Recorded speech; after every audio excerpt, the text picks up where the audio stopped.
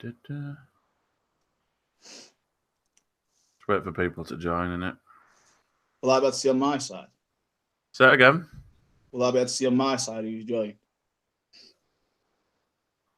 Don't think Yeah. I will. Can't see how to see it's live. Yeah, it's live. You'll be if you. I can see it's live, but I can't see if people join or not. Yeah. Sorry, I'm blind. It's fine. It's all good. Just... Inshallah.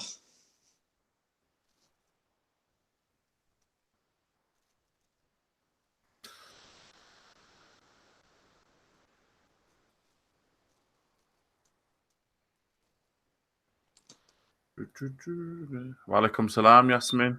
Walaikum salam, Ben. Can you see the comment section? You Nah, I can't see anything unless I. Oh no. No, I can't see it. Yeah, it's thingy on your phone. So I'll just have to read them out to you. Assalamu alaikum rahmatullahi wa barakatuh. Walaikum salam, akhi. How are we doing? Alhamdulillah. So we have a guest speaker today called Dan. Me and Dan have got something in common. We're both from Yorkshire. It's all about that South Yorkshire, though, my friend. God's land.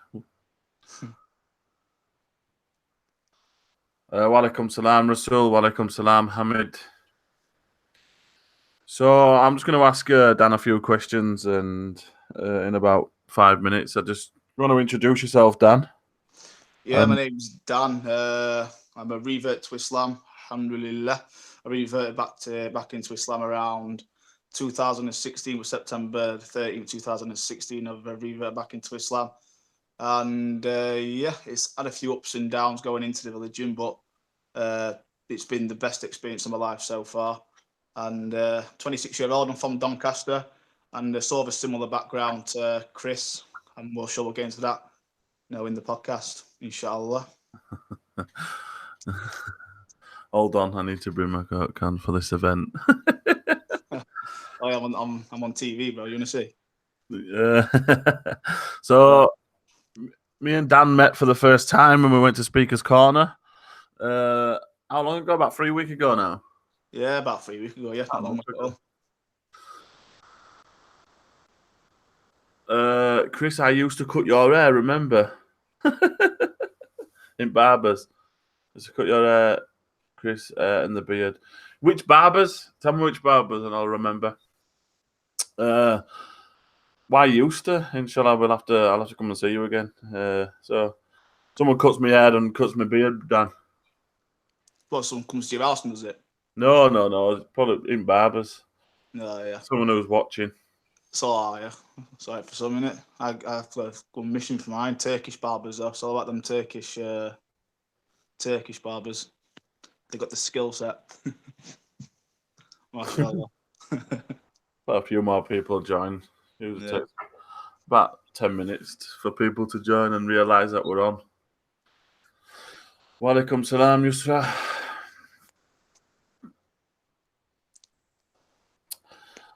So Dan's from Doncaster. I think it's about 30 minutes away from where I live here in Leeds. Yeah, thereabouts. Takes about 20 minutes on train. Yeah. So Ramadan's coming here, Ben. I called you Ben then. Dan. Sorry. Close enough, mate. Same sort of.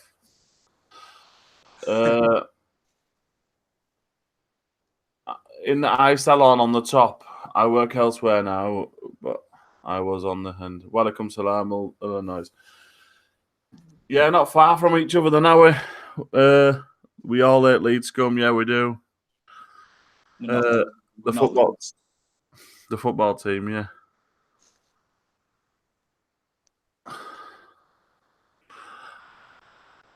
So, Danny boy.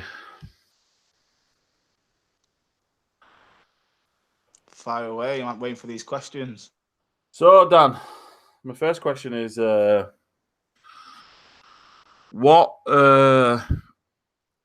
opened your mind to Islam in the first sort of few months of looking at Islam? I don't know. I guess I've always been interested in religion, really. Even growing up, I was had that like a concept of God. Growing up, part of a Christian organisation, as you were as well, called the Boys Brigade. Oh, So I've yes, we always, was. yeah, Alhamdulillah. both part of the Boys Brigade, alhamdulillah. And so I've always had like this idea of God growing up. And then I sort of like got to the age of 20-year-old or so. Started looking into like other different types of religions because I realised that because of Methodists, they were Methodists, weren't they, the Boys Yeah, Brigade? Methodist, yeah. Methodist, yeah. So I realised there were more than just Methodists out there. I was always like an agnostic growing up. I wasn't like a full blown believer in like Christianity and like Methodism. So I started looking into like other religions and stuff, and like looking at other traditions and seeing how they did things and their belief of God and their perception of God, and start looking into like Sikhism, Hinduism.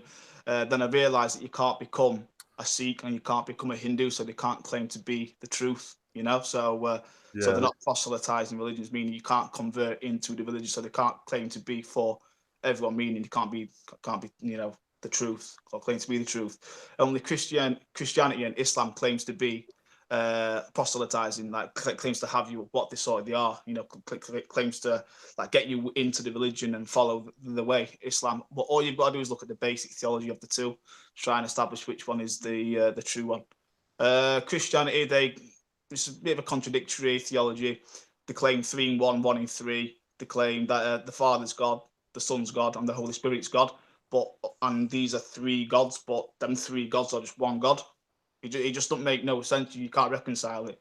So when you can strike off Christianity, and plus if you look at the evidence base in the Bible as well regarding just like what's not in there, what's been took out, the interpolations, what's been took out there, what's been put in, to just like people's political agenda and stuff.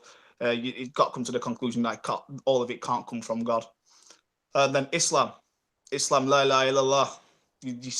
That just makes the most sense. Alhamdulillah. So I just started looking into Islam quite a lot, and Islam just makes the most sense out of all the religions. If you look at the linguistic miracles in there, if you look at the mathematical miracles in there, I wouldn't say scientific miracles because science and miracle that sort of contradicts each other. So you can't have a scientific miracle because science is based on the natural world, and a miracle something that's unnatural or something that's not of normal nature, if that makes sense. It's something that's a miracle is not natural. So, but Islam makes the most sense really, and few ups and downs going into the religion, as you can imagine, embracing a new way of life. But all in all, it's been a good experience, alhamdulillah, and I just hope to grow. Oh, you're here now, Dan. What's that? You're here now, though, aren't you? Yeah, I'm here now. Alhamdulillah, I'm here. Did you feel forced to become Muslim? No. Did you want to be a Muslim? Yeah, of course. I would not have done it if I didn't want to be. Definitely. That's different for me, that Dan, because I didn't want to be a Muslim. You didn't want to be? No, I didn't want to be a Muslim. It's just that I was lying to myself. Lying to myself that I didn't believe for a long time, and I had to go with what I believed. It was like I didn't have a choice in myself, unless I'd been living all my life lying to myself. Yeah. Do you get what I mean? So maybe you want to explain what led you to taking your shahada, which people was around you at that time, and did you meet Muslims before you become Muslim, or was it just you read the Quran and yeah, it was just mainly myself. I didn't really have that many Muslims around me at the time when I was looking into Islam. I was sort of like if I had questions that arose, I'd sort of like Google it, or I'd find a book. I'd go to the library and try and figure out what the answer is myself. Probably not the best thing to do because all sorts of ideas will come to your head. But then I started like speaking to Muslims around it when I couldn't answer the questions myself. But at first, it was just me by myself, really looking into religion. Like I said, we're looking into different religions at the time. Because I was like sort of like a truth seeker. I was a truth seeker. I had to establish whether there was a God or not. First of all, so like I said, I was agnostic. So as soon as I got that bit down, I was looking into the religions, and then I started like going to the people that I knew that I grew up with that were Muslim. There's a guy called he's called Hamza. I pretty much grew up with him, and I asked him a few questions. And there's an Egyptian guy that lives by me as well. I asked him a few questions and started going to the mosque and asking questions there as well.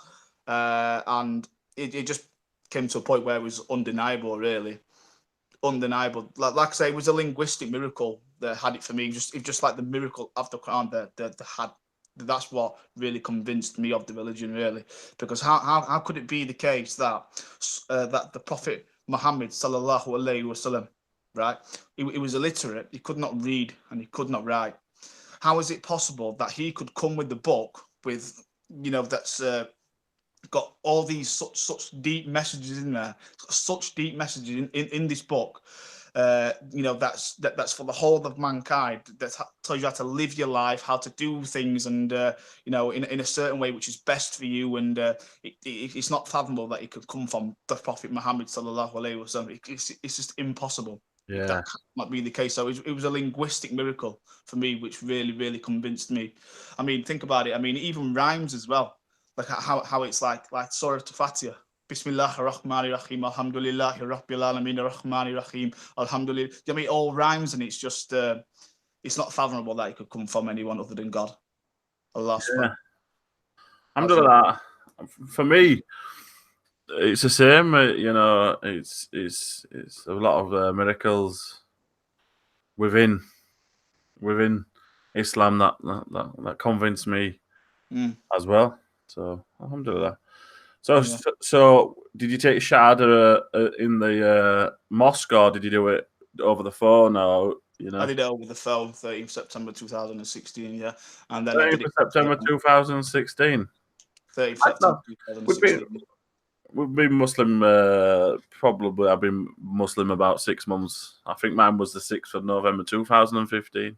Oh, yeah, so but yeah. Two gingers, we both live in Yorkshire.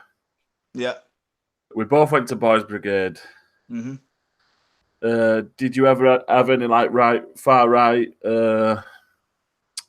tendencies? Did you ever believe that Muslims were here to kill us, or to... No, not really. Because in Doncaster, compared to like Leeds and Bradford, where sort of your neck of Yorkshire, your neck of woods, it's not really got that much of a high density of Muslims around here. I mean, there is Muslims around here, but I wasn't exposed to that many far right.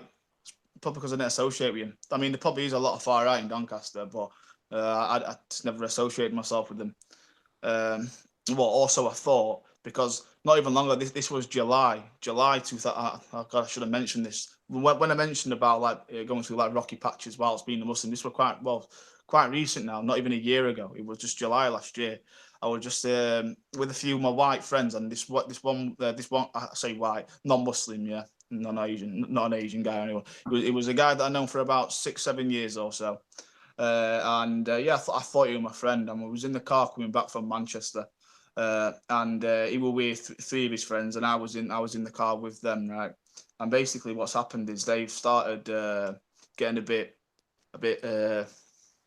shall we say, funny. A bit aggressive, yeah, a bit aggressive with me. Started getting a bit clever, saying, "Are you a Muslim? You don't eat pork, do you? You don't eat pork?" And I said, No, I don't eat pork. Why? What's the problem? And they started getting really clever in the car. And obviously, I wasn't going to take it, so I didn't want to become sort of like a victim in the car. Like, don't try and victimize me. You know what I mean? So I did stand up for myself. And this guy swung for me, so I've dodged it. And basically, what's happened? We've got out of the car, and they basically jumped over my face, and I've lost 2 of my teeth there as well. So this is before they even know that I'm an actual Muslim. I've not admitted in the car that I am a Muslim at this point. I've just the reason I've done it is because I own the Quran, and the guy that did it knows I own the Quran upstairs. So you know the score, don't you? Yeah. I'm a traitor. I don't want to use half the words that they actually used. May Allah subhanahu wa ta'ala forgive these people and bring them to the truth, because this could be this could have been their opening or their pathway to becoming Muslim. So it's a bad thing what they've done, but they might reflect on what they've done. You know what I mean? Inshallah, they reflect on it, and now maybe inshallah through you, through doing what they did to you, they might feel guilty and end up reading the Quran and becoming Muslim, and then the reward is on Dan. Inshallah, inshallah. I pray, dua all the time. Doing my duas all the time, because you can't hate these people because they come from a place where this sort of hatred is spewed. They come from a place where it's packy this, packy that. Sorry for using that word, but that's that's the background that they come from, and their environment that they come with. That they do come from that sort of background where it's rife to be racism, going to the packy shop and you use this type of derogatory terms to refer to people that are not of their background. So it's people. It's what you don't understand, but it's like what you don't understand scares people.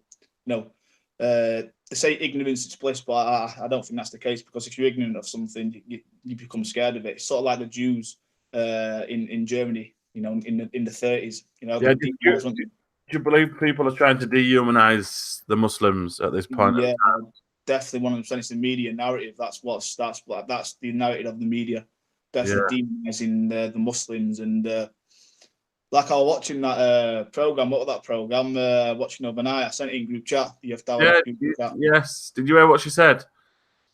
Which one? The lady who said it smells like Paki Muslim. Paki, and then she said to say Paki, but then she changed to Muslim. Like that's not like, oh my God. Do we hate this person, or do we actually try to understand her? Because at the end of the day, it's all she knows. It's all it's all she knows. Yeah, definitely. No, definitely don't hate her. So we've got to come to like some sort of common terms with her and educate her rather than eradicate her. But some people I've seen are trying to eradicate her, and I'm like, try to educate her. Try to bring her to the realization that you can't use the Paki word, and Muslims, they don't have a smell because we have different smells. So this is just a lack of education. Would you say, like, definitely education within our communities? And she was from Tamworth. Tamworth is like, well, according to the program, it was like 98% white.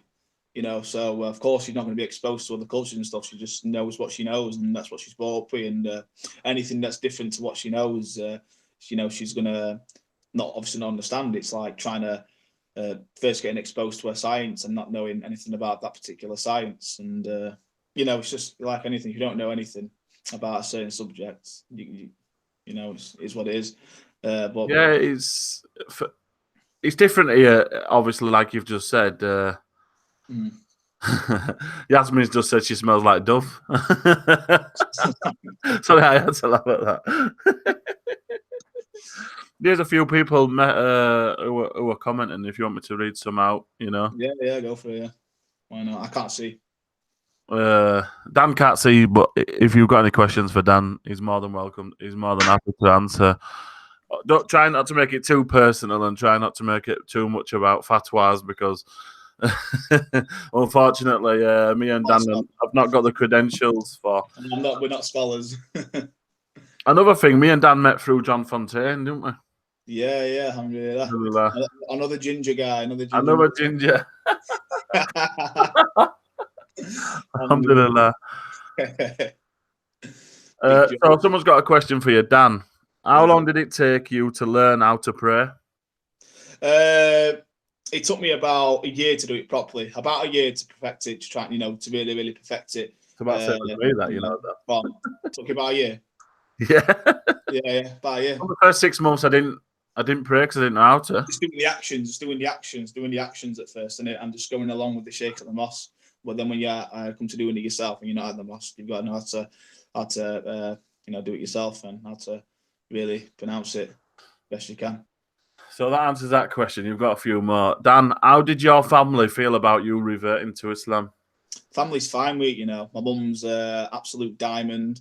She's absolutely fine. My mum's one of them ones where because she's not religious at all. So she does sort of believe in God. She told me she's prayed before, but she's not religious. But yeah, she was absolutely fine with it. She says, as long as you're happy, I'm happy, sort of thing. We don't pray to God till something bad happens. It's just a normal. If the plane was going down, it's the only time you'll see atheists pray to God. Yeah, that's it. That is literally it. Dan, what have you struggled with practicing Islam, and what have you done to overcome it? That's a good question. What have I done? what I struggle with, the lack of people around, that are Muslim, the lack of Muslim around me. And really, to overcome it, is getting involved with people like Chris and speaking to them and going to places with like Speaker's Corner, and that really boosts your iman. So, because not having many people around you that are practicing Muslim really can decrease your iman. So going to the mosque more, which I need to do. I need to, especially Ramadan's coming now. Inshallah. So I need to be going to the mosque daily, praying daily. So the way to overcome it is, just getting involved in the community more. Yeah. So someone said John Fontaine is good. I follow him. Do you recommend people to follow John Fontaine? Yeah, 100%. 100%. Yeah, I've known John Fontaine for since the start, really. I've been in the presence of some really good brothers as a Muslim. Yes, John is a very good brother. The Trinity exists. Isa, Dan, and John Fontaine. The gingerinity. The gingerinity. It's good that Dan, do recollect that first instance when you had the realization, hold on, Islam might be right faith to God. Can you talk us through it? And if you are profound, that moment was. I don't think it was like a certain moment, like a particular moment. I think it was just a gradual process. There wasn't like when it became clear that Islam's the truth. I don't think it was like a particular instance where that happened. It just sort of like happened. I can't recollect it really. Just when something becomes undeniable, you got to accept it as the truth, and you. I just think it was like a gradual process. Really, it was a gradual process. It's not like I would have sat here one day and like a white light struck my head and then boom, I'm going to go to the masjid today and take my shahada. That wasn't the case at all. Just like a gradual process and a learning, like a lot of learning curves and stuff, So I don't know really. No, there was no particular moment. There's a question about Ramadan, but we're going to leave Ramadan till a bit later on. Yeah. We're going to have a conversation about Ramadan, a proper one. I'm also cooking as well, guys. Brother Dan, what was the main reason you convert to the greatest deen, Islam? The main reason is because it's the undeniable truth comparable with the Earth orbit and the sun. That's why. Alhamdulillah. It's an undeniable truth, and the one great thing about Islam as well is that it doesn't claim to be. It's not a local religion like Sikhism or Hinduism. Even Christianity is a local religion, really. Comes for the lost sheep of Israel. It's for the whole of mankind. White, black, brown, blue, purple, green. Makes no difference. There's no colour. There's no race in Islam. Alhamdulillah. I love seeing Muslims who you wouldn't have thought were Muslim. Yeah, it's a good iman booster for some people. Do you agree with that? Yeah, definitely. A lot of people that where I work now, they're always shocked when they see me in like the faith room or they see me like just talking about Islam or talking about Deen with someone while I'm at work and like I'm in the breakout area or something. Yeah, they're always no bad blood though. Dan, someone asked if you're married. Am I married? No. No, that's a long one. That's a long story. That We're not gonna go into marriage. I'm just saying he's not married. We're not our marriage service here at Come to Success. So, Jordan Hurst, is that brother Jordan from the efdawah? If it is, would you confirm, please? Thank you. But Jordan, you met Jordan, aren't you? Not Jordan Miles, Jordan Hurst. Mine, yeah. We at Speaker's Corner on that Sunday. Yeah, but was at Speaker's Corner when we spoke to that guy, and Jordan was one of them. Oh yeah. From Leeds. Yeah. Oh yeah, I remember him. Oh, yeah. Yes. I to follow others on Allah Subhanahu wa Taala. Alhamdulillah, Jordan. Right, let me just do something. I'm just making him a mod because he's one of the boys. I know Jordan. We are going to spend many nights in Ramadan. On the 8th, I'm going to Doncaster. Inshallah. To spend with Dan. Yeah, well, go to the masjid. We'll have some food. It's a grand iftar. Dan, do you send the efdawah videos to any of your friends and family? Yeah, I do. Yeah, I do. I share. You got to share the love, haven't you? You got to share the love, 100%. Dan is a part of the efdawah group, so but basically he's efdawah through and through. Iman. Alhamdulillah. Dan, how hard was it to give up pork, bacon, and alcohol? Advice for Muslims who may still drink. Do you know what? Yeah, it wasn't really that hard, to be fair with you, because you can find alternatives that are halal. It wasn't really that hard at all. I found in Asda, believe it or not, in Asda, they sell in my Asda anyway. Well, probably in Mosen, they sell turkey rashers. It's just it looks like bacon. It looks like pork bacon, but it's turkey and it's halal, and it's really nice. It's proper nice. And when I found that, I was buzzing with it because I could still have a bacon sarnie in the morning. Yes, but not bacon, but not actual bacon. Have you ever been to an halal breakfast place? There's not many in Doncaster. We have one here in Leeds, but I've been to one in London, and it's just the same. You think you're having a full English? No, I've never. Usually, if I'm gonna have like a full English breakfast, it's got to be vegetarian. Unfortunately, So my Frankie and Benny's around here. I think my advice would be different to advice for Muslims who still drink. There's actually a drink what's called 00 Beck's 00. I know it's not the idealist, but it's one of the things. I was addicted to alcohol. I was addicted to other things. The one thing that got me off it when I first become Muslim is drinking them 00s. Now, if you're going to make a progress like that, it's better than I'm drinking the thingy and then drinking the 00s. That's my point on that. So, if someone is struggling with alcohol, try and move on to the 00s without any. Wean yourself off. Yeah, wean yourself off, and that's how I did it. Yeah, definitely. Let's have a look.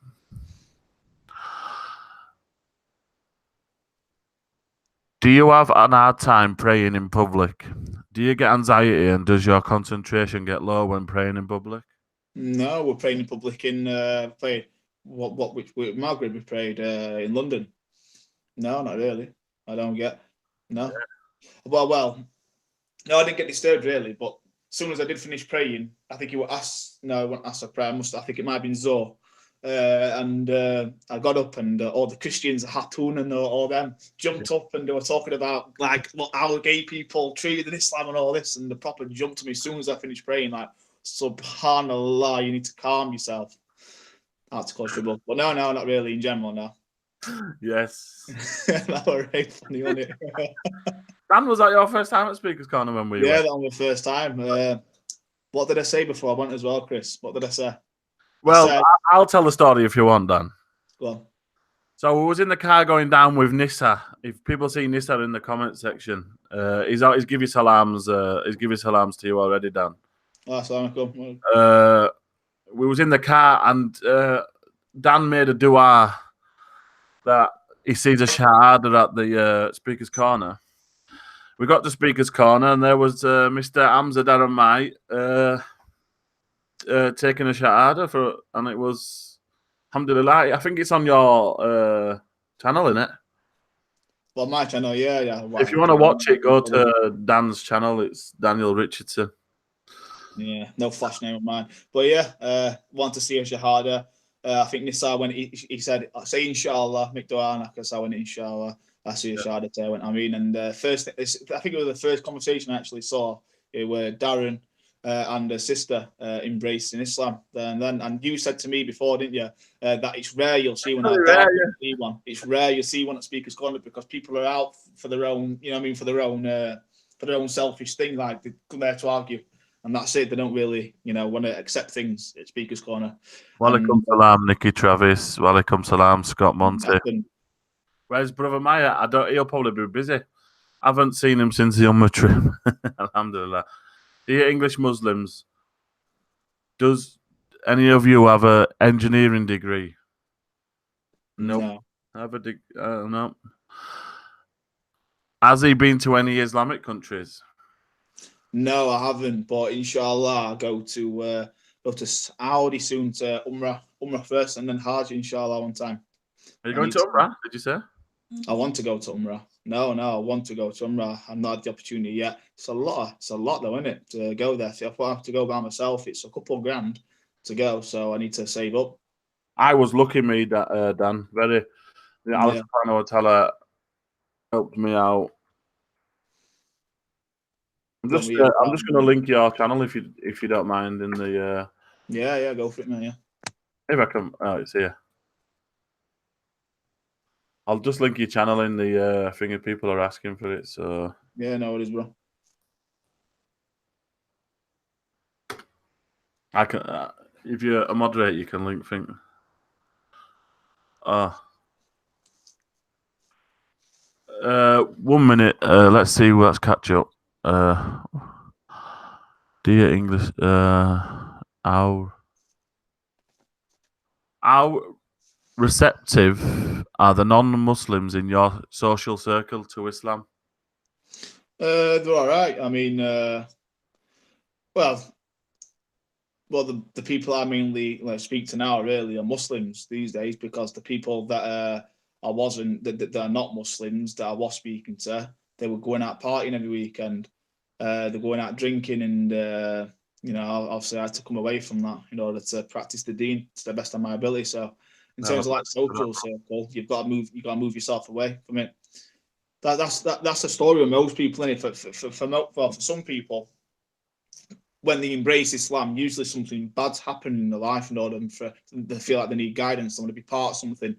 Not the case for me at all. How I came to Islam was my life wasn't in shambles. I just bought my house at the time. Well, it was a couple months before I actually accepted Islam, but this is before I knew about the brand stuff. Yeah, and I found out that interest. All right, bro. It's all right. But it happens, doesn't it? So. But yeah, my life was going really, really well. I was partying and stuff. Obviously, I was happy I bought my house. I was partying, drinking, not a lot, not profusely, just like your average Joe, and everything was good in life. That's the point I'm trying to get at. And I didn't accept Islam because my life was, down the pan or anything like that. The contrary, in fact. When I accepted Islam, it seemed it usually is the case where your life gets better and better and better. At first, it wasn't the case. I was really lonely at first because I lost a lot of friends and stuff, and and I was quite alone. I was trying to practice this religion, but I was by myself. I didn't have no other Muslims around me and stuff. At first, what there were Muslims there, because obviously they were happy I accepted the deen, the truth and stuff. But then it sort of like faded off and fizzled off, and I was like by myself, and I got into like pretty dark place with depression and stuff. I got prescribed like antidepressants. I don't mind talking about this live. Before you stop me there, I don't mind. Okay. And it got to a point sort of where I wanted to like end it all. If I'm being completely honest with you, like I wanted to end it. But then one day I just sort of like snapped out of it. I was like at the time I was like in and out of work, and got into quite a lot of debt and stuff. And then it got to a point where I just like snapped out of it and started getting involved, because I came to a realization. This is when I am a Muslim as well. This is me as a Muslim. I've already accepted the truth at this point, but because I sort of like tried to take it on head on, it sort of like got hard quite fast, and I didn't really have the guidance there. And then I just started like going to the mosque a lot more, trying to boost my iman and try and get involved in the community and stuff. And it's getting better now. So it was a gradual process. Alhamdulillah. Both you brothers, are you scared to pray in the mosque after the New Zealand attacks? No.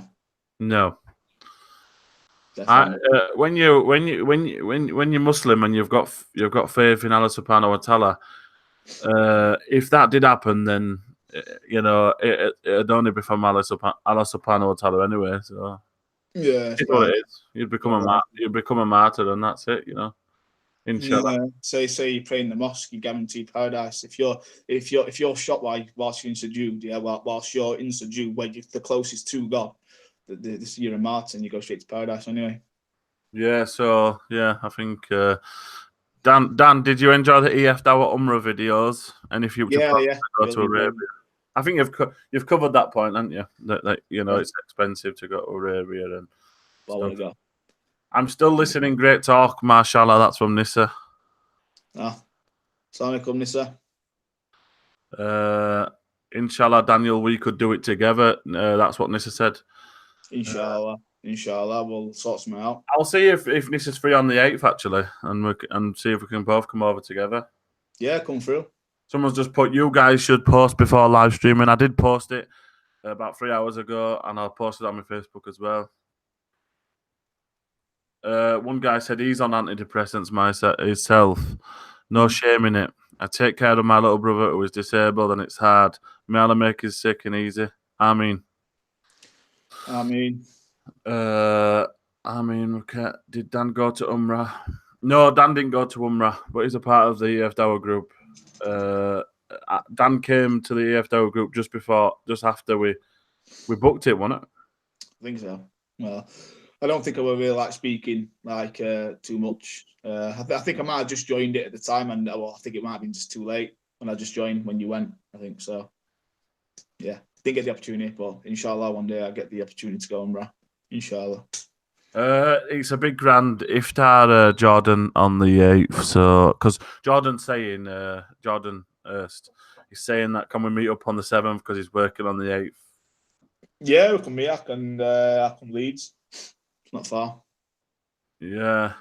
I'll see what shift I'm working. I know my work. I've altered my shifts for Ramadan. Jordan, you need to send me your days on and off like we did last year. Me and Jordan spent a lot of time together last year. It was his first Ramadan. It'll be good to get Jordan on one of these live shows, but I think he might be a bit shyer than us. But it'll be good to get him on. Just see it as like a FaceTime chat with your pal. How do you feel when you pray in congregation? Can you describe the feeling, or is it indescribable? When you pray in congregation, you just feel like you're part of a family. You know, when you're praying with your brothers, you know, because that's literally what it is. You're praying with your brothers in Islam, you know. So it just feels, indescribable. Really, I can't really think of a word to describe the feeling you get when you're praying with your brothers. I don't think there's a word in English to describe it. To be fair, yeah, that I can think of. It feels a bit like when we all prayed in London together. We all prayed as one ummah, you know. So, someone just put, did Jordan leave Islam or just not in the scene? No, I'll explain this actually, because there's a lot of brothers that you don't know because they're not the camera shy, or they've only just become Muslim and they don't want people to know who they are, and there's a lot of reasons. There's a lot of reasoning why there's a lot. I know a lot of reverts, but won't come on camera. But we have a group called efdawah. We have an efdawah group, and there's a lot of people in there who don't want to come online. Or how did you feel when you took your shahada? Dan, this is a question that I get asked at the mosque all the time. Like, how did I feel when I took the shahada? Oh no, I just felt like oh no, there were no like white light. I think I wanted at the point to take the shahada. You know, there were no like fuzzy, warm feel or anything like that. Not what you'd expect. It's just like I've accepted the truth. You know, like it felt good. Don't get me wrong, but you know, it felt. It's how you. I think it's how you feel after.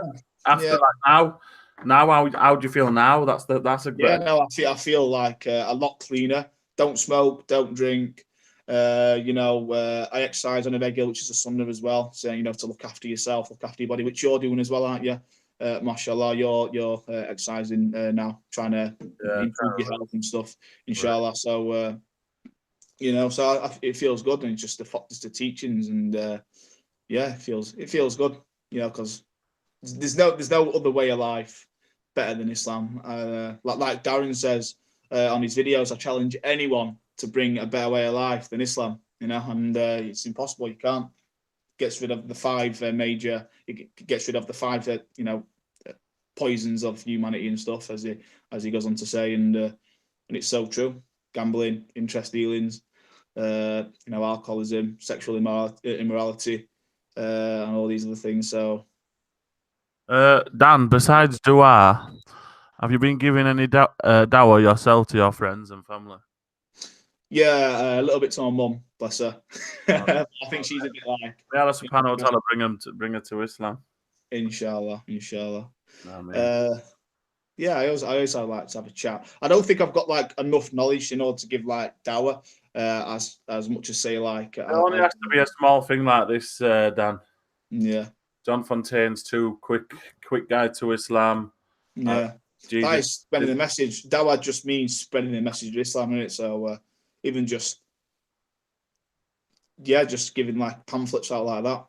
Yeah. Small boxes spreading the message is dawah. So Ben said us reverts can't all be on YouTube. What happened to Matt? So Matt, I think Matt will be making an appearance on efdawah tomorrow. So there's going to be a live stream on efdawah tomorrow at 9:00 English time. We're going to be discussing the Umrah and so on and so forth. What's that noise? Have you turned up your finger? What, me? Yeah. Hello.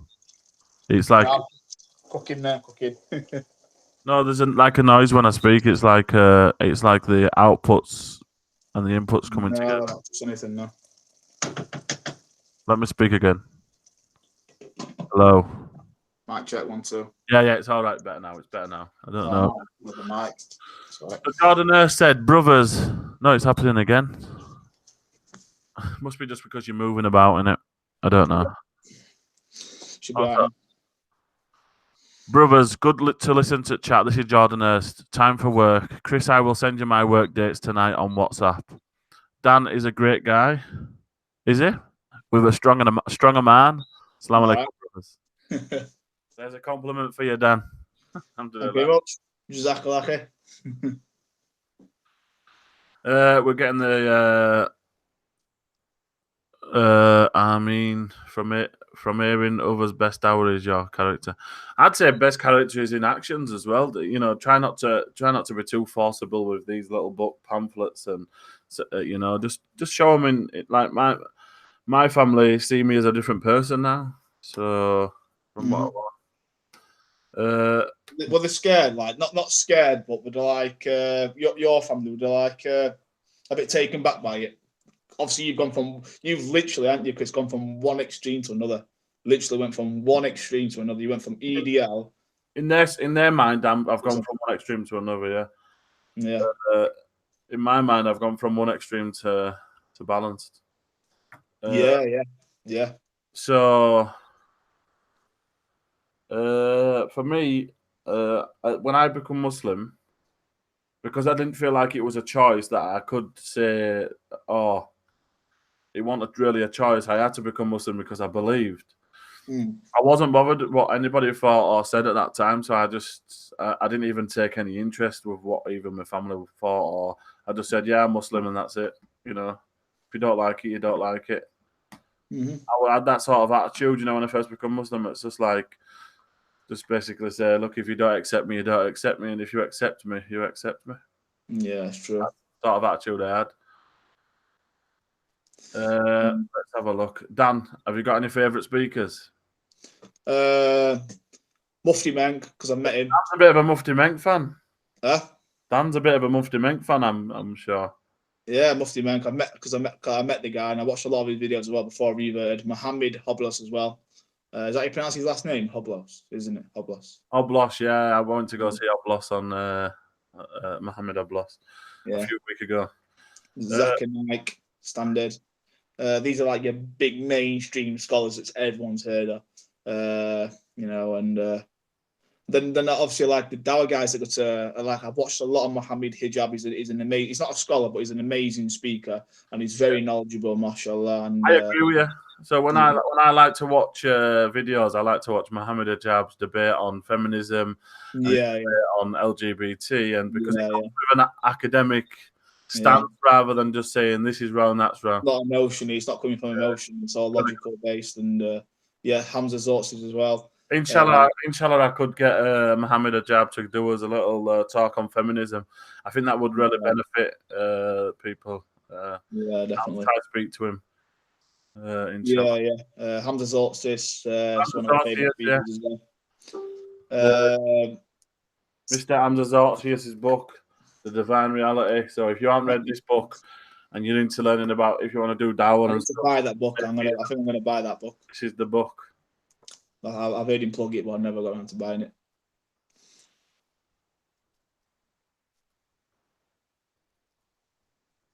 But yeah, well, your mainstream speakers, really, everyone's heard of. That's everyone's favourite. Dan, besides EF and SC Dawah, what are your favourite Islamic YouTube channels? My favourite Islamic YouTube channels, Black Dunya. I've been on that one, Dan. Yeah. The Speakers Corner, those Speakers Corner ones, aren't they? That's the ones I've been mainly exposed to, really. Yeah. Merciful Servant. That's how I found out about Islam. Yeah, it's one of the same here as well. Alhamdulillah. It's madness, isn't it? A lot of similarities. Some differences, but mainly similarities between me and you, how we came to Islam, really. Yeah. Ginger. I think it's a ginger. Yeah. Well, you're like half ginger. I'm like a full-blown grade A ginger. You've got the beard that's ginger, but your hair's brown. I've got ginger hair, ginger everywhere. Yeah, let's have a look. You can get your mum to watch Peace TV, Zach and Nike. He explains everything. Yeah. Yeah. I think it was Zach and Nike. A lot of it's hard to understand, isn't it? Yeah. Chris, what is Jordan Hurst's YouTube channel? I don't think he's got one. As far as I know. Who's that? SC Dawah is getting so unorganized and repetitive. I don't know. I wouldn't say that SC Dawah is getting unorganized. He's just filming what's there at the time, isn't it? Just wait. If you've been to Speakers Corner, you should know that some weeks there's not even anyone who's coming with a good debate. So you're going over the same Christianity, Trinity, and it's kind of the same people that go every week, isn't it? Same people go every week. It gets repetitive. I understand that stance. Yeah.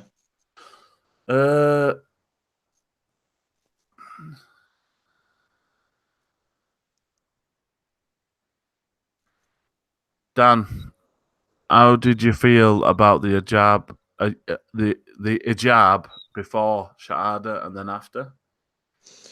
I never had any opinions. Really. I thought it was oppressive, to be honest. No, I never. But I never had any opinions on it. Liberating. No, I saw no opinions. No opinions. I ain't got a good answer, unfortunately. No, I had no opinions about the hijab at all. I never saw it as anything really. I didn't. I think the niqab, I mean, the burqa, the full blown, like, I used to call it a ninja suit of stuck for a life. That's what I used to call it. Stuck for a life. But I thought that were a bit, at the time. I understand a bit like now why, like people, women wear that, but so we have like opinions either way. We have a bit of criticism, which is always good to get criticism, so you can improve on daily things. It's always good, Dan, to have someone in your life who tests your patience as well, because it makes you a better person, humble person. Yeah. So someone's put Christ. I don't know why they said Christ if they're Muslim, but you can use the word Christ, but I don't know why they've used it in that sort of a way. May I submit my bad feeling about your bad management for live video? What do you say, Dan? Have I been bad?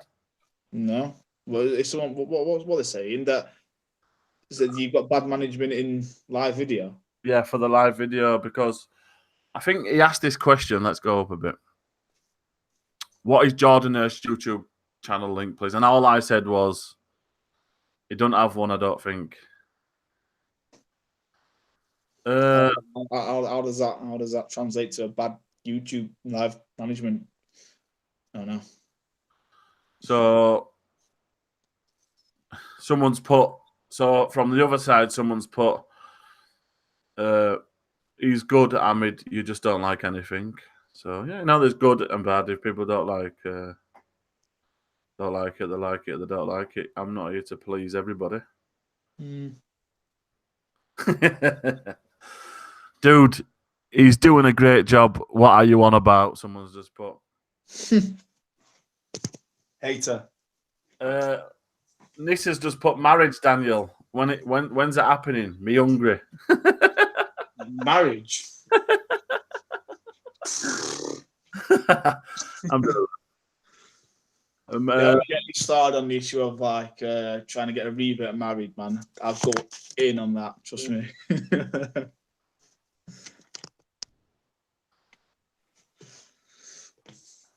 Excellent videos and management. Don't change a thing, brothers.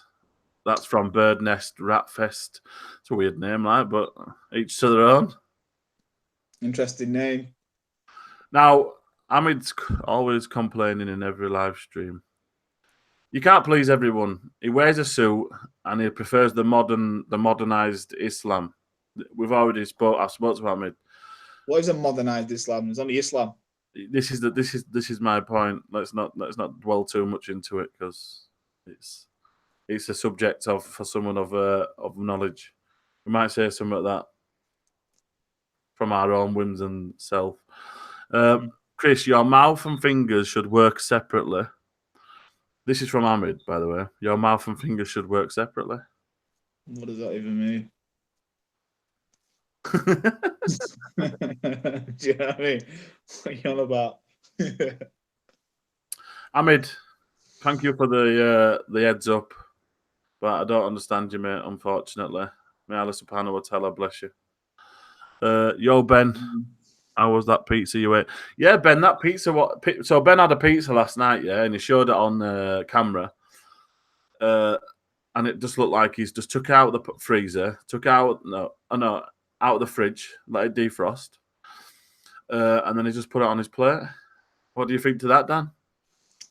Sounds like you're probably going to need to go to the toilet a few times at night. I showed it, but it was one of them tomato, tomato like Italian ones, and they've got like the I think it's tomato, but it looked like pepperoni. So people were like, "You got a pepperoni pizza, Ben?" Porky. I cooked it. What did you cook it in your bed? Cook it.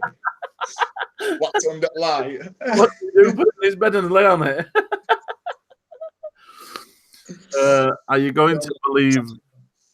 Are you going to believe and in some of the scriptures, well, not in other? Oh, that's a weird question. I don't tell Dan. Say that again. Tell Dan not to burn his food. Nissa said, "What's happening on the 8th, Isa?" So basically, I'll text you about it. I don't want people following us. Just flocking to Doncaster on 8th and that. Yeah. We're going to Doncaster, Nissa. We're going to see Dan. We're going to the mosque to break iftar. If you're free, anyway. If not, I'll get the train to see him. I was pepperoni. It was pepperoni. Yeah, halal version. Always assume good. Anyway, this is good advice. Yeah, if you see somebody with a pepperoni pizza, just assume that it's halal pepperoni pizza, because I've had some nice halal pizza. Yeah, I have as well. Proper nice. It don't even feel like it's halal. Whatever that feels like, I don't even know what that feels like. Sorry, brothers, but I don't find this live video as the quality as Jordan M's live videos. Jordan M has a very better vocabulary than me. He can speak better than me. I agree. Alhamdulillah, Hamid. Alhamdulillah. Why is he watching then if he don't like it? What's he doing? He's just commenting just for the sake of it, isn't he? What's he doing with his life, mate? Chill. Ben Ikra, you get halal pizzas in Hasda. Ben, but I will push this like this. Let's just comment.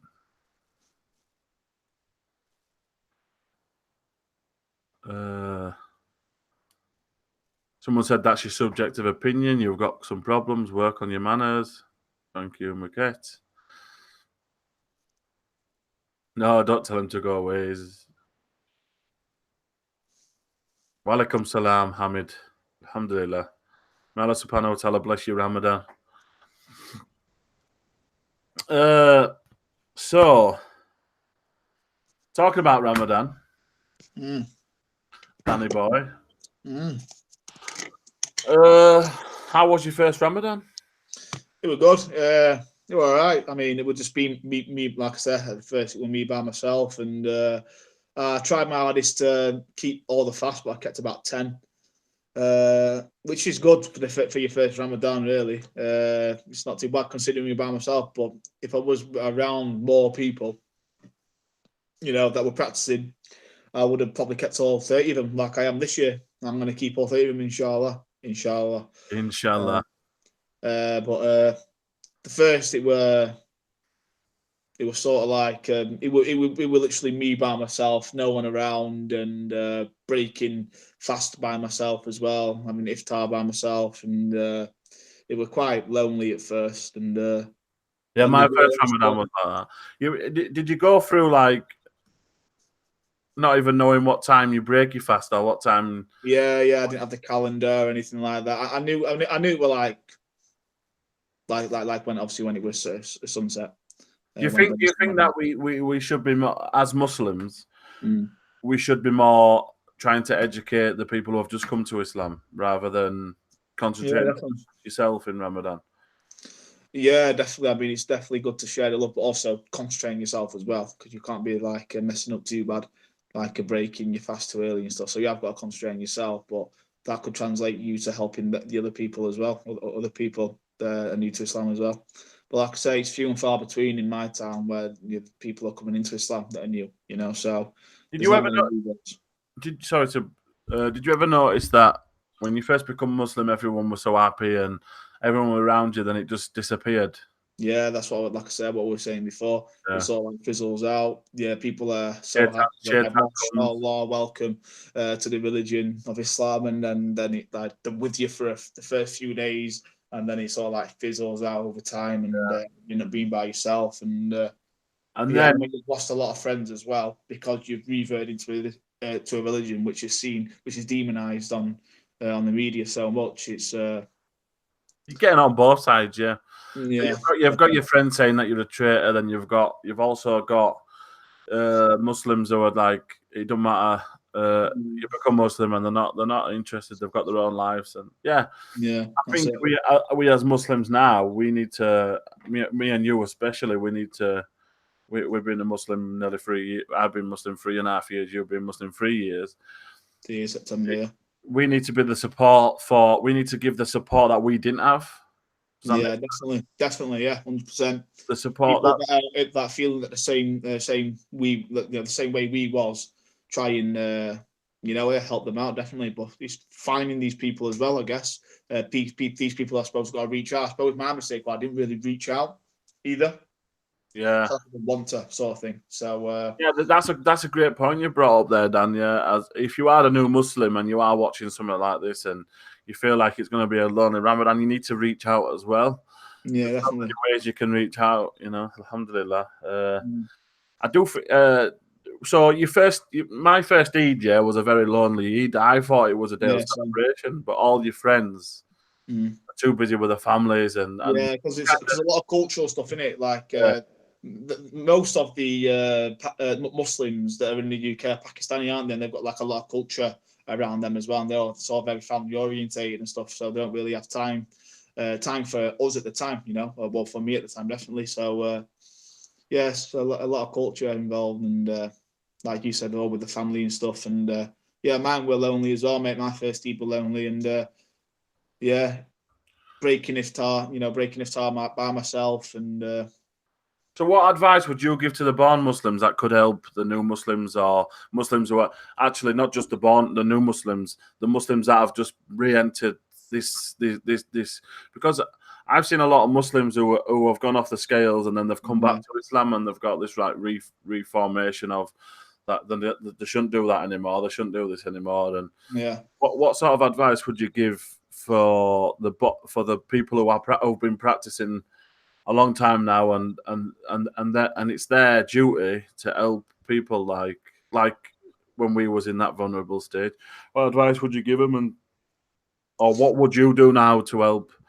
Now I try and reach out the best I can. I try and reach out as well. I mean, but what can you do if people aren't reaching out? I mean, if there's no one to help that you're aware of, how can you help, sort of thing? So if you're not made aware of these things, how can you possibly do anything about it?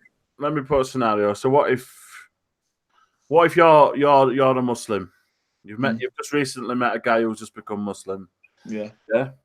And he's not reaching out to you. Is it not our duty to keep in touch with him, whether he's answering us? Yeah. So if someone's like, if you're like a reason why someone's reverted into Islam or something like that, and they're not reaching out, it's definitely your responsibility to keep in touch with this person and reach out and make sure they're all right, and be the best you can, be a friend to that person, So because somebody's asked me how long have I known Dan? How did you meet?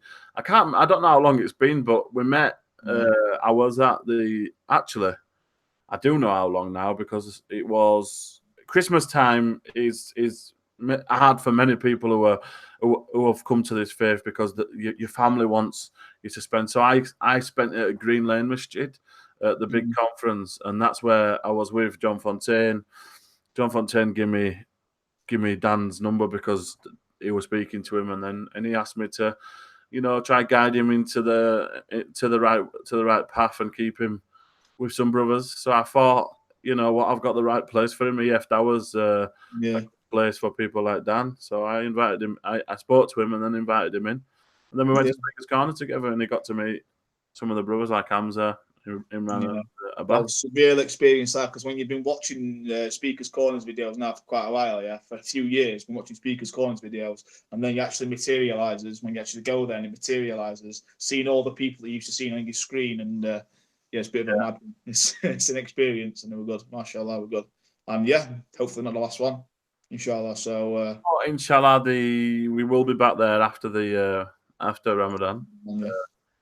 I think it's the 9th of June. So if you want to, 5th of June, I think 5th of June, something like that. Anyway, we'll go again. Yeah, we can't go 5th of June because if Ramadan becomes Ramadan, it'll be close to. It'll be the last day of Ramadan, or it'll be the Eid. So I think it's the. It was the 9th that Hamza said last night. I only go when the after go. Yeah, makes sense. Dan, who do you hang out with during these recent Eids? I'm sure the reverts can hang with each other, right? No one really. I mean, who do I hang out with? What during recent Eids? What, the last 2 Eids that I've gone? Or like what? Yeah, just any of them, any of the Eids of you. Like I say, usually it's a lot of people with their families and stuff. So when you're a revert and your family doesn't practice the religion, so you're by yourself, really, aren't you? Unless, saying that now, there's a Pakistani family that live over the road from me, mashallah, and I've just recently started speaking to them, I reckon I'll be around there for Eid, to be fair, yeah. Inshallah. Inshallah, yeah. So Jordan M has just joined the house, the party, whatever you want to call it. He said salam alaikum, so walaikum salam, Jordan. He said big up the gingers. Who's ginger? Yeah, don't let Jordan fool you. He's got ginger in his beard, Dan. Yeah, no, most people have, mate. Now I know why Jordan was a bit speculative of growing his beard. Full-blown ginger. He's with us now, Dan. Eh? Yeah, full-on ginger. Exposes the ginger. As soon as you try and grow a beard, people with could have jet black hair, they grow a beard, it's just full-on ginger. It's madness. Everyone's like a secret ginger. And I think they're organising a efdawah iftar. I think so. It's not confirmed, but nice one. So that'll be down in London, and brother Nissa has already confirmed that he would take me, so we could, inshallah, pick you up on the way. Inshallah, yeah. All right. Jordan has ginger hair nose. Nose hairs. It's just ginger nose hairs. I got one way around that. Walaikum salam, Adam Khan. Muket has hairy teeth. No trolling, Jordan. This is a no trolling zone. Who's trolling? Jordan? Yeah, I'm just joking. It's a pal. So I can see it on the screen there, though. What have you been doing to prepare for Ramadan then, Mr. Dan? Eating less throughout the day. And just making dua that Allah subhanahu wa ta'ala gives me strength to to keep all the fast this year, which is I mean, yeah. I mean, so just eating less really, trying to because I've been going to the gym quite a lot, and I've been eating like 4 or 5 meals a day. You know, I've been having like breakfast, and I'll have like another breakfast like 2 hours later, like an 11s is whatever you want to call it. Then I'll have lunch, and then I'll have like a protein shake, and then I'll have another meal, and then when I get home from work, I'll have another meal as well. So like 6 meals on average I've been having a day. So I've had to cut down a lot on my food just to again wean myself off. So when it comes to Ramadan, when I'm eating nothing throughout the day, you know, it'd be easier. So that's the advice I give: just eat less and prepare yourself, and just make dua that Allah Azza wa Jalla gives you strength, and inshallah. inshallah. That's some good advice, that really, man. Yeah, I've been. Me this year, I'm going to be reading a book and then reviewing it, but it hasn't come. It's meant to come today. I'm a bit cheesed off, to be fair. It'll come, mate. Well, A few days. what's your favourite Islamic country? Saudi. Saudi is my favourite Islamic country after. It's got to be on it. It's got to be Saudi. That's where Mecca and Medina is. Yeah, because I've been there, I can say that Saudi is probably the only Muslim country I've ever been to. But inshallah, by the end of the year, I might have changed my mind. Inshallah, after I've been to certain Muslim countries, I would recommend porridge and dates for suhoor. It's okay, bro. Ben, do you fancy? I'm getting told off. Watch your tongue, Chris. Yes, so my second favourite is Morocco, even though I haven't been. I'd love to go. Ben, would you like to join the panel? I see Ben would like to join the panel. Have you met Ben? To speak to. Have I met Ben? Yeah, I've met Ben.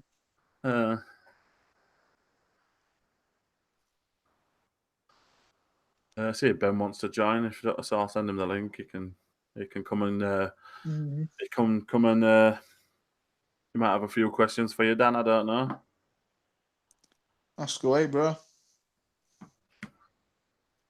If you haven't watched Ben's tattoo explanation on tattoos, it's a good one. No, I haven't seen it yet. No, I'll watch it. Yeah, Chris, I'm a bad influence. I'm not a bad influence. Let's see what time it.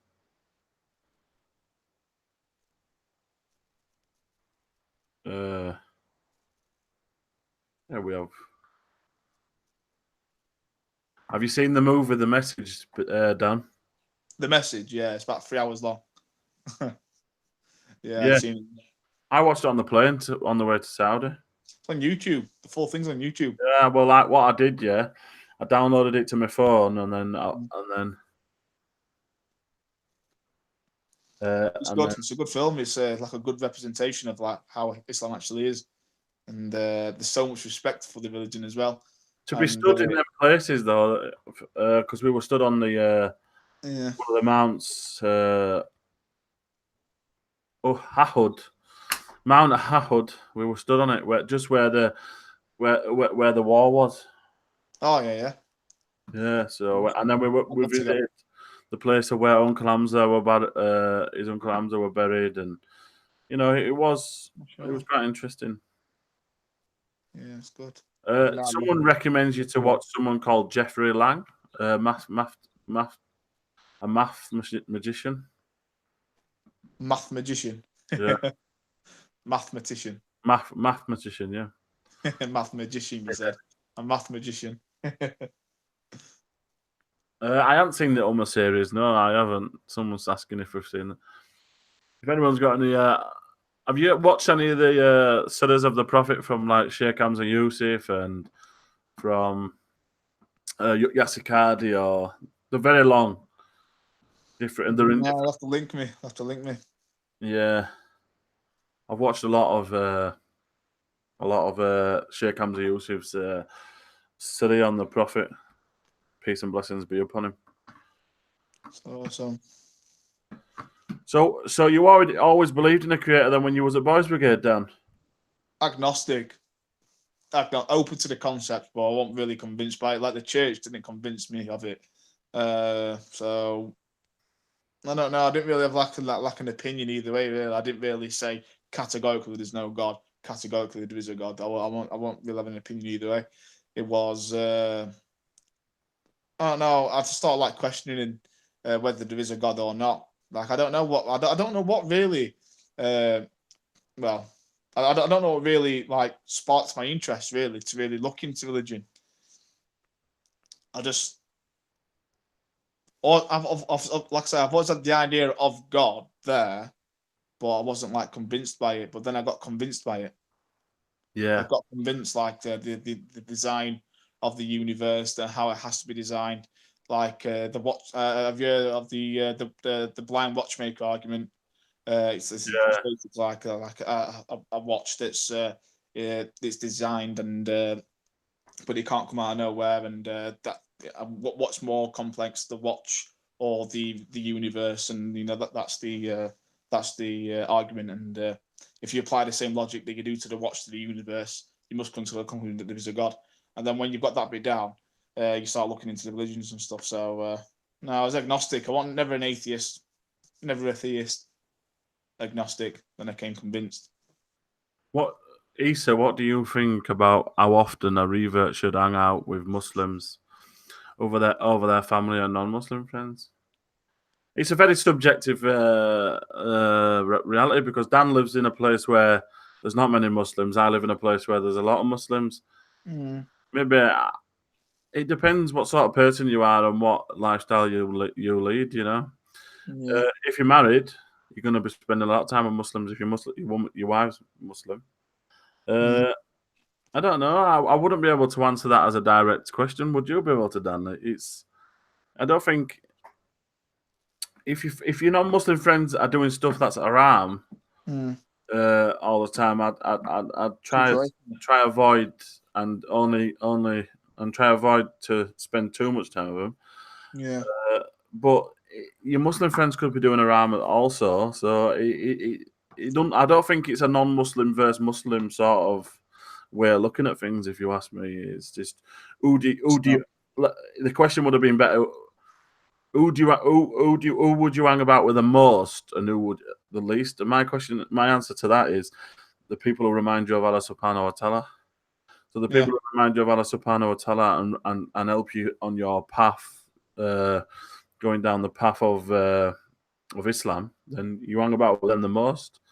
The least is the ones that distract you from Allah Subhanahu wa Taala. So whether it's Muslim or non-Muslim, and that's my answer to that. Dan, do you want to reflect on that?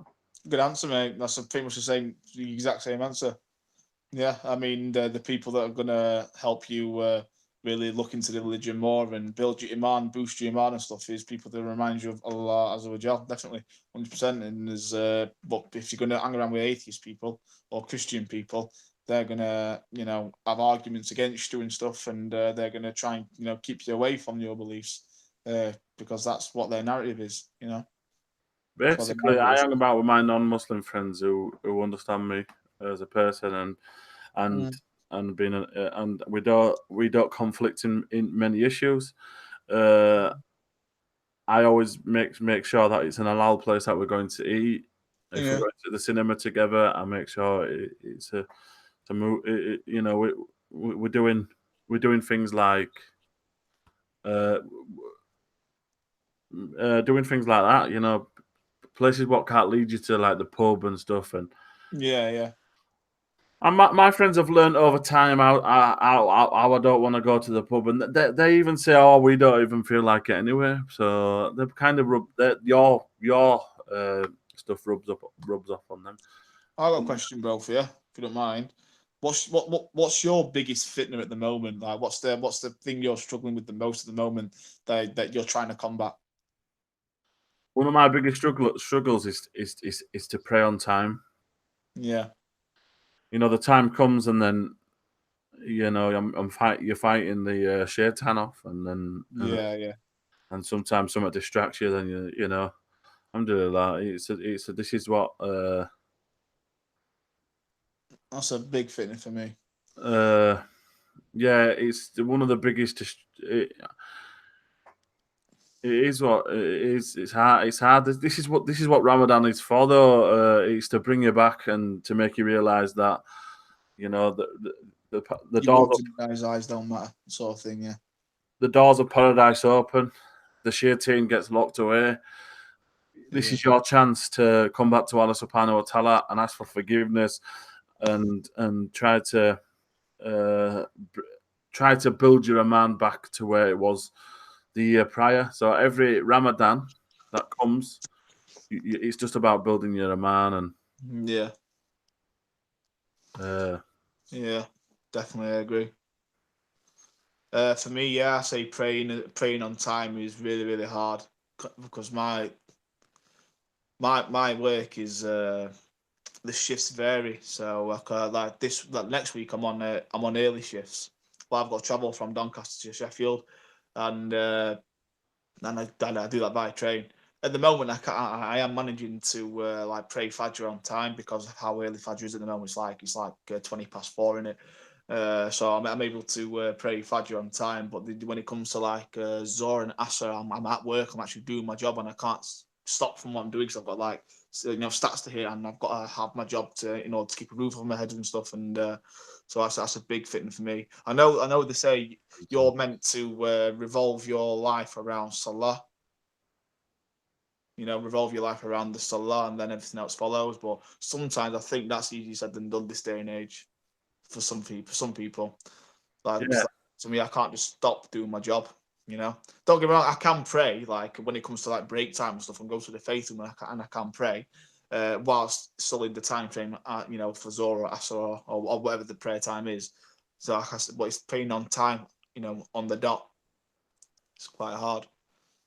yeah. And another thing, people don't when you do stuff like this on YouTube or you do talks at Speaker's Corner or you do talks Yeah. wherever, people don't see the real you. So when they see the real you, Yeah. you get shocked Yeah. because we're all humans and we all go through different stages of the day. Sometimes you're moody, sometimes you're happy, sometimes. Yeah. Alhamdulillah. Well, Ramadan is the most beautifulest time of the year for me. Yeah, definitely. I'm It, looking forward to it. it reminds me of when I first my first Ramadan that I completed, and I felt so good, and I wish it never went away. Yeah. Yeah. That's the point, though, isn't it? You're meant to live your life like it's Ramadan every month. Give charity, pray 5 times a day, be good to other people. You're meant to live your life like it's Ramadan every single day. Like it's Ramadan every day of your life, 24/7, 365. That's the ideal. That's the ideal. But it's hard. It's hard, and it's a big fitna. Definitely praying and stuff, praying on time, and but inshallah, I can have the Yeah, strength and there's a make time. Adnan Rashid's debating James White tonight. Oh, is it that Christian guys, or is it Speaker's Yeah, Corner? Yeah, yeah, something that you like in it, that sort of debate. yeah. I like debates like that. Definitely. Yeah. So, Dan, do you plan to go into Speaker's Corner to give dawah or just watch?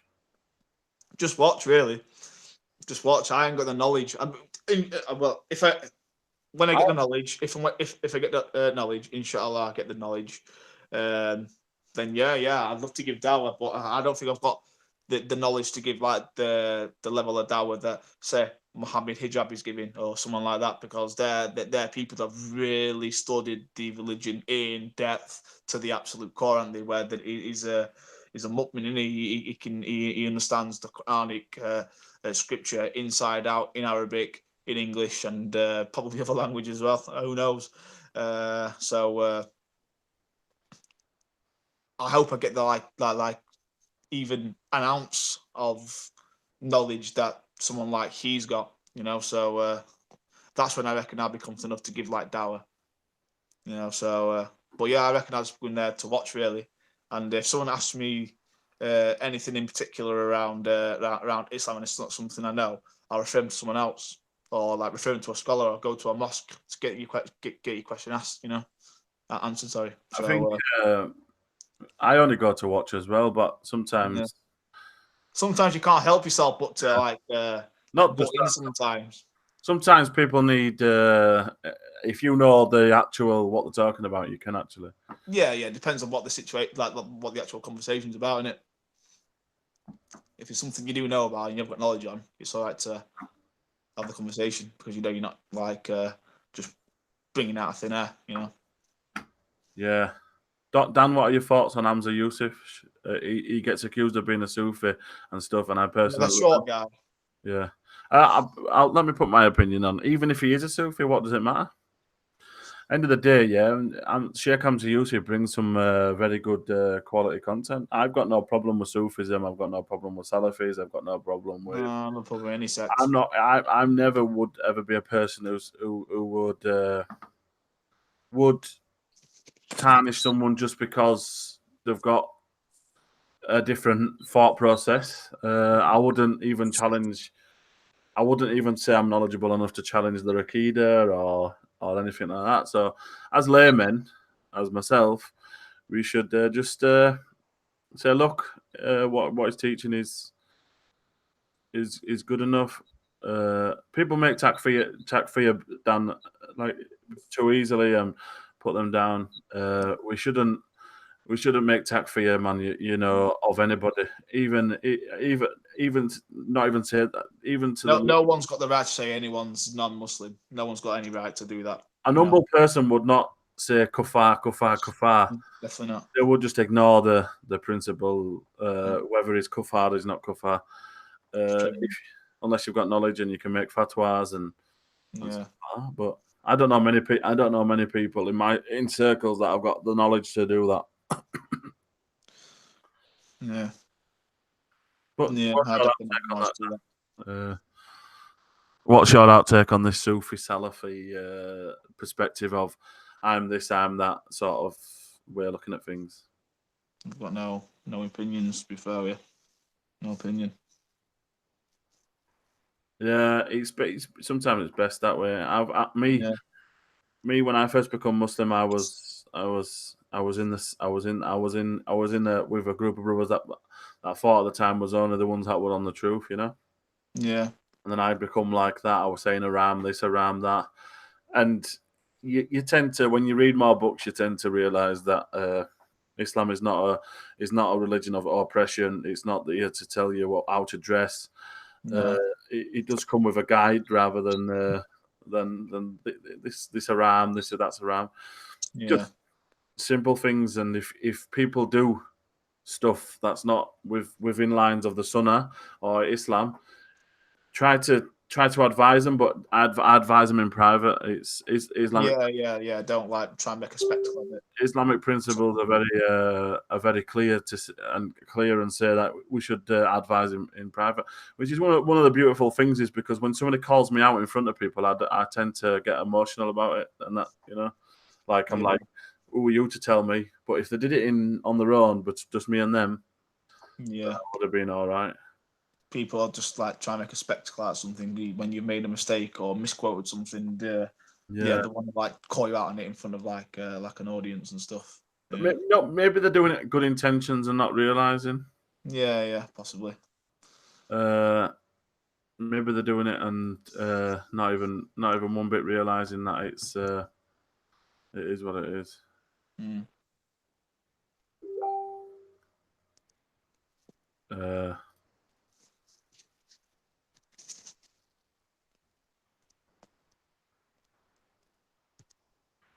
Maybe let's have a look. See, well said, Isa. Alhamdulillah. People need to study different akidas to take what is good and reasonable from each. That's something that I don't really want to get into. Does your fiance teach you Arabic? Not as yet, but inshallah she will. Oh yeah, when's the big day anyway? Inshallah it's in July, but when My birthday. I've I've got a couple of weeks off in July, so I best be invited to the wedding, you know. I've already been told off already by the future wife, so for saying Saudi's my first best country. Oh, well, is she Moroccan? Is she Moroccan? Yes. Yeah, so that's why you said second, innit? Mashallah. I've got a question for you. Obviously, my experience, going back to what Nissa said about marriage and stuff, I said I wasn't going to delve into it too much, but like with the Asian community, because like the experience I have had with marriage and stuff is with the Asian community, I got denied because I'm not of the same race as them. Like in terms of like job and stuff, I've got a decent job, I earn decent money and stuff, and I ain't got thousands in bank, but I can, I'm financially stable and stuff. But the excuse was that I'm white, not of the same race. What's been your experience with? I have had the same experience with this. The root of this problem is from up downwards when it comes to it's built within the elders, and many people want to accept it, especially the Asian community. Yeah, I know where my community is racist, and I know my community's got racism in it, white community and white supremacy. Yeah. I accept that, but a lot of the Asians they're denying the fact that the elders are quite racist when it comes to they're saying like things like it's their reference, but denying Islam does not deny anybody for what race you are or stuff like that. If me with that sort of thing, it's like, alhamdulillah, we follow Islam. Mm-hmm. We need to come to common terms with following Islam first, and then the uncles and the things need to have come from back home.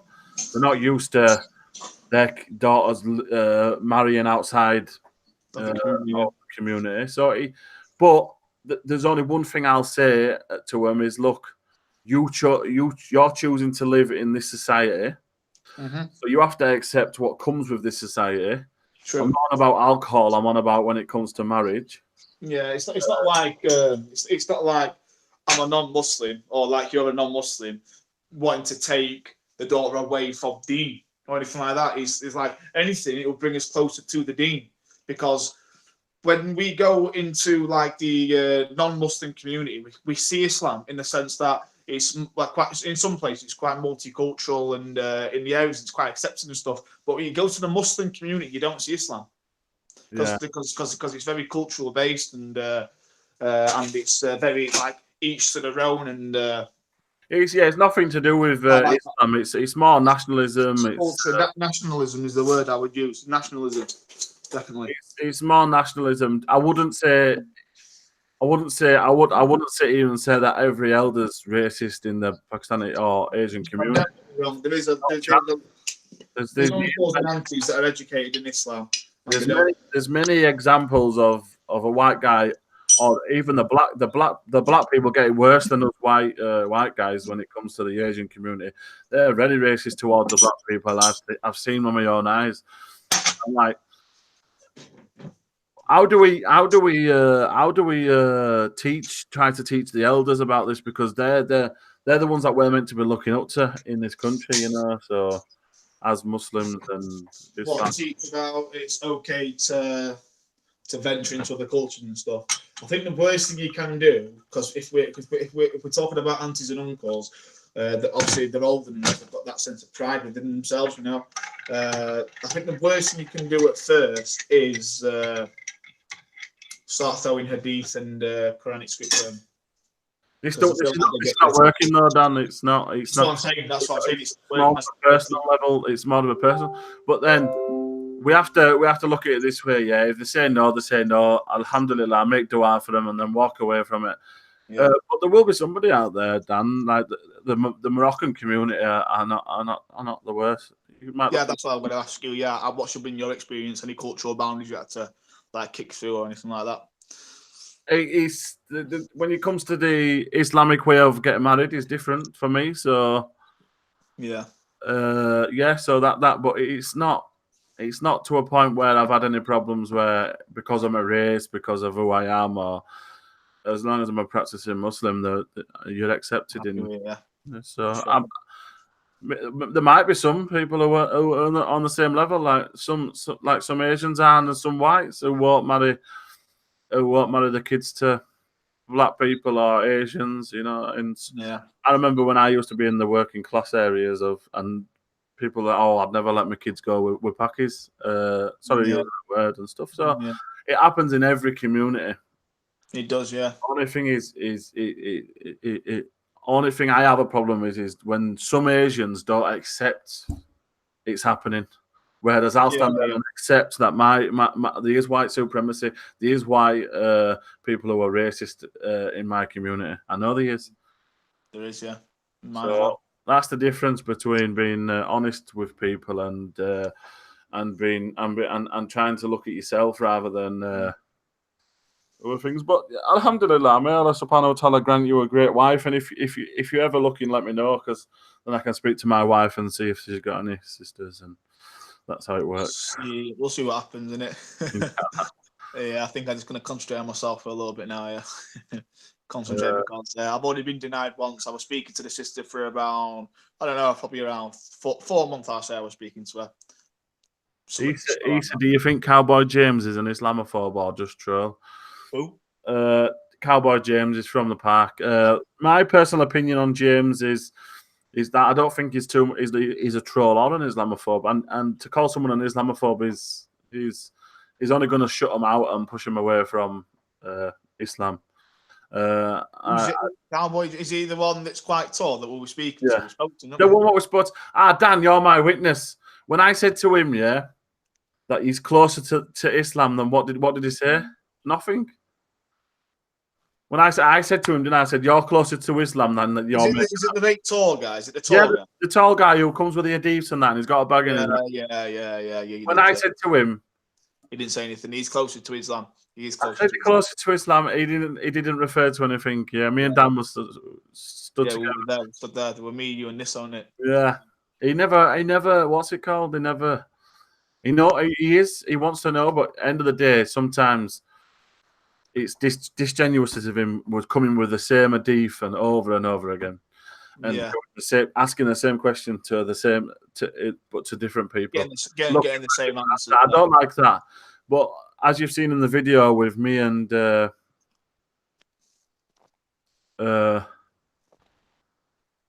what you've seen with me and James on the video, I told him that he needs to go. I've referred him to someone of knowledge and stuff like that. As you know, he's a nice enough guy, but I wouldn't call him an Islamophobe as of yet. I've not seen something that would.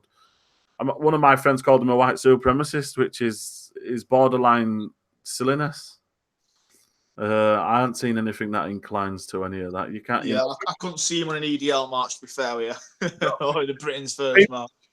People are allowed their own opinions. This is the thing. You live in a state where people are allowed their own opinions. Yeah. If their opinion doesn't suit your narrative, it doesn't mean you can call them an Islamophobe or you can call them a white supremacist or a racist. No. Unless they're being clearly racist, they're being clearly Islamophobe. Every week, they come in and they're saying stuff about the Prophet Muhammad sallallahu alaihi wasallam. This is an Islamophobe. Someone who wants to dehumanize the Muslims. James don't want to dehumanize the Muslims. He wants to speak about facts and he wants to speak about what he's read. That's my outtake on Islamophobia and stuff like that. What I see myself. Yeah. Isa, are you giving Atun an invite to your wedding? Nope. I want people to come to my wedding. I know she'll definitely drive people. Asians are arrogant, ignorant. Not all Asians. Not all Asians. Nissa's a very good friend of mine. He fits the bill of one of the nicest brothers I've got. So not all Asians. I would never sit here and say all Asians are ignorant. No, definitely not. I mean, we just need to accept that there is arrogance within the community. That's it. Yeah, it's within. Sadly, I agree. It's not even just Asians. It's within Somalian community, within our communities. Like you say, it's within all the communities, man. No matter what background, So people are just scared of venturing into other cultures. But even though in the Quran, in the chapter 49, verse 13, it says, "Oh, mankind, indeed we have created you male and female and split you into different nations and tribes, so you get to know one another. Indeed, in the sight of Allah is that the most righteous. Indeed, Allah is the most acquainted and all knowing." My tafsir of that is literally what it is really. It's literally telling us to venture into other cultures so we can have like an experience of these other cultures, like a human experience, if you like, and so we can get to know one another. It's literally what it says, and one of the ways to do that is through marriage and stuff. It is through marriage and bringing families together and making, because the Prophet Muhammad sallallahu alaihi wasallam, he came to the Meccans when they were burying the daughters, and he stopped it. That were part of their culture because they saw the female as inferior. The female, the womankind as inferior. So when they were born, they buried them straight away, Yeah. alive. And the Prophet Muhammad sallallahu alaihi wasallam, he came to smash that, abolish it. Obviously, the main reason he came was because of idolatry, but one of the main reasons also was because of the cultural aspects of the Meccans at the time, the Quraysh, and it's the same these days. The culture that fits in line in context with Islam is accepted, but when it comes to like racism and stuff, which we do see in the Ummah, it should be just disregarded and just took out of people's mind. If people were practicing Islam, there'd be no such thing as a thing called racism, because Islam just completely removes nationalism from the person. And people that are nationalists, and that nationalism by definition means they're proud of where they're from, but they're literally proud of someone like a colonialist. Yeah, they're literally drawn lines on a map and said, "This is your country," like Pakistan and India and apartheid. Someone literally drew a line in between India to create the subcontinents, and people are proud of these, and they're literally proud of lines drawn on a map. SubhanAllah, and it's got to be just removed from people's mind. And Islam does that. That's the most beautiful thing about Islam. It removes, because there's only one flag. There's only one flag, and that's the flag of Islam. And that's the only thing that should matter. But unfortunately, this day and age, you don't see that.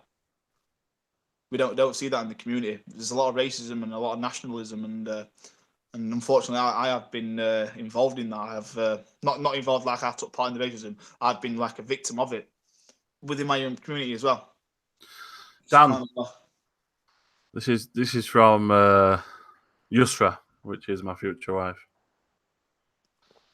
Dan, there are other ethnicities who will accept you, and definitely. You are my family, and you are my family are very multicultural, and I have English and Jamaican relatives, etc. Yeah. There's not just Asian to marry in the UK. Yeah. Dan, have you faced any discrimination from non-Muslims when they find out that you're a Muslim? Yeah, I got my teeth knocked clean out my mouth. Yeah, we've gone through that, so literally, look, I'll show you. I don't care. Look, got these. Can you see it? 1 minute. Let me just go on. Can you see? Yeah. They got knocked clean out of my mouth. Not because I'm a Muslim, but just because I own a Quran. Just because I actually own the book of the Muslims. Yeah, I got them teeth knocked clean out. And then after it happened, I got really depressed because I'm worried about what people may think. People say to me that you can't see, but I can see it. I know it's it, and I can see it now. I'm on the video now. I can see when I'm speaking. I can see that on the video. You can tell that I've got the teeth missing. Even though that might not be concentrated on, but I can see myself.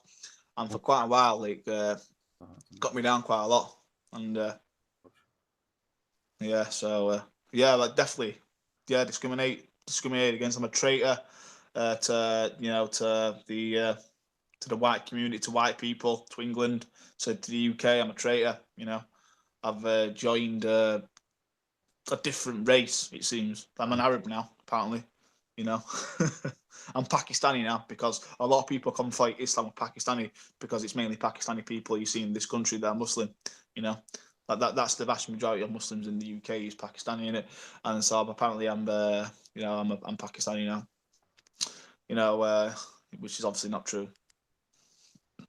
So yeah, I've definitely been discriminated against, and but these people that have discriminated against me, and I'm sure Chris as well, hopefully Hidayah happens. You know, they get guided to the truth, inshallah, because the truth will set you free. Right, I think it's time to wrap it up. It's been eventful. It's been emotional. It's been beautiful. It's been wonderful, Dan. It's been a pleasure having you on, mate. And hopefully, inshallah, we can have you on more live shows and inshallah, keep getting your story out there and let people know that we are here. We're just getting on with our lives like everybody else. But inshallah, may Allah subhanahu wa ta'ala accept your Ramadan. Inshallah. You too. But yeah, hopefully I see you on the 8th anyway. I'll send you details. I'm sure. Send me details, I'll speak to. If you've got nowhere to stop, you can stop at mine. Got a sofa, stop over. I'll speak to Nissa, and if Nissa's not busy, then we'll come and see you on the 8th. No worries, bro. It's 1 minute. Salam, brother. Hope you're both well. It's amazing and inspirational that you have turned into Islam. May Allah reward you both. This life is a test, and only your good action and deeds reward you, inshallah. Are efdawah gonna do test today? I don't know. Anyway, thank you. Jazakallah khairan for everyone who's watched, everyone who's took part in